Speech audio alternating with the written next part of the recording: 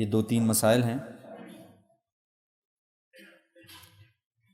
جن فرائض کے بعد یا جن فرض نمازوں کے بعد سنتیں ہوتی ہیں تو آیا سنتیں پڑھنی چاہیے یا تسبیحات وغیرہ یا اذکار وغیرہ؟ دیکھیں، جن فرض نمازوں کے بعد سنتیں ہیں جیسے ظہر ہے، مغرب ہے اور عشاء ہے، فجر سے پہلے سنتیں ہیں، باقی نہیں۔ تو جن فرضوں سے پہلے یا جن فرضوں کے بعد سنتیں آتی ہیں، ظہر، مغرب، عشاء، ان کے بعد بہترین طریقہ یا کرنا جو چاہیے گا، جس کے لیے میں لفظ استعمال کروں گا، وہ یہ ہے کہ فرض پڑھنے کے فوراً بعد مختصر سی دعا ہو،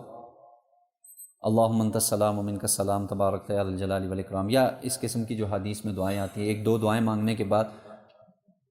سنتیں پڑھ لی جائیں۔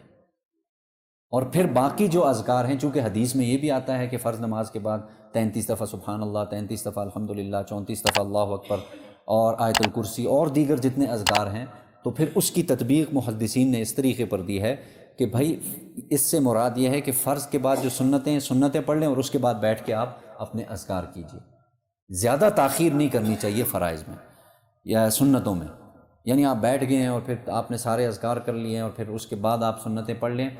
پڑھنے کو وہ بھی ہو جائے گا، کوئی ایسا مسئلہ نہیں ہے، ثواب بھی انشاءاللہ ہوگا۔ اور لیکن بہترین طریقہ دونوں حدیثوں پر جو عمل کرنے کا طریقہ ہے وہ یہ ہے کہ جن فرضوں میں کے بعد سنتیں ہیں ان میں آپ سنتیں پڑھنے کے بعد باقی جتنے بھی اذکار ہیں دیگر وہ کر لینے چاہیے۔